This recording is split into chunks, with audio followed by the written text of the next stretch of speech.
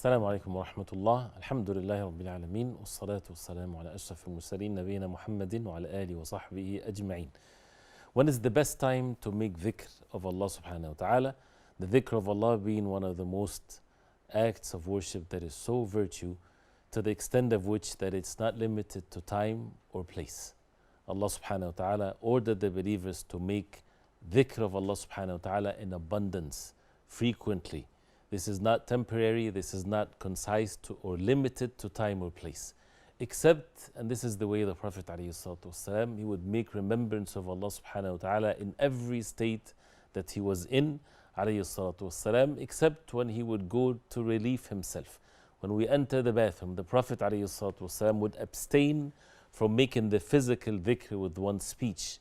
And that's why the Prophet ﷺ, whenever he would finish and leave the bathroom, he would say غفرانك, and غفرانك means forgiveness from you, O Allah, asking Allah subhanahu wa ta'ala for forgiveness. And as the ulama they say, because he abstained from the physical dhikr of Allah subhanahu wa ta'ala. So how can we be in that state? Because it's really the life of the believers. Allah subhanahu wa ta'ala made it easy for them. To establish this is by two things. The first one is to make the dhikr of Allah subhanahu wa ta'ala in the specific times, in the specific places, in whatever state that we know from the sunnah, from the way of the Prophet ﷺ, that he made dhikr. And that includes the obligatory acts of worship, one of which is the 5 daily salah.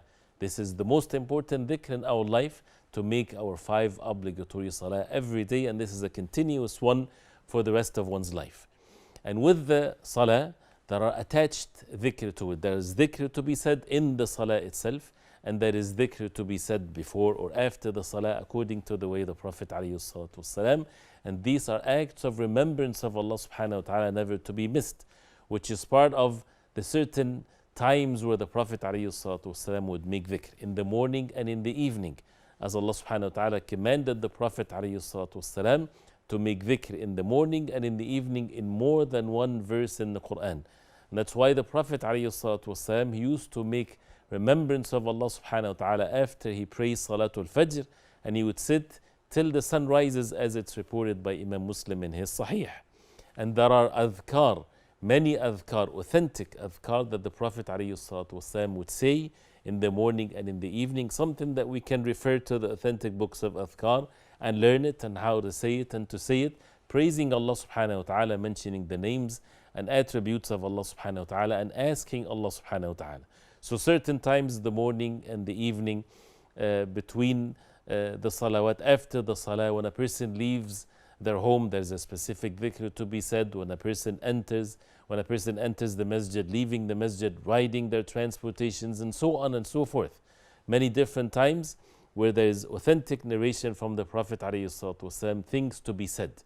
Also at specific occasions, for example, at specific places, before a person go to sleep, for example.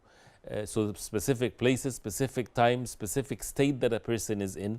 So if we practice and we keep on working on ourselves to try our best not to miss these adhkar, and then you add to it the second type, which is at all times a person making remembrance of Allah subhanahu wa ta'ala, like saying Subhanallah, Alhamdulillah, La ilaha illallah, Allahu Akbar, La hawla wa la quwwata illa billah.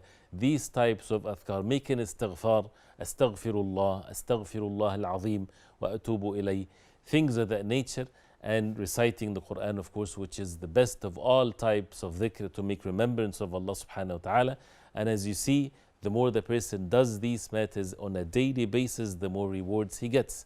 And the hadith of the Prophet ﷺ, أحب الأعمال إلى الله أدومها وإن قل.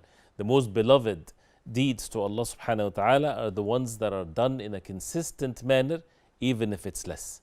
So to do the obligations, and then to make the adhkar that is reported from the Prophet ﷺ, and in general, to be among those who make remembrance of Allah subhanahu wa ta'ala in abundance, both males and females.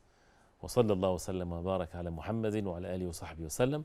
والسلام عليكم ورحمة الله وبركاته.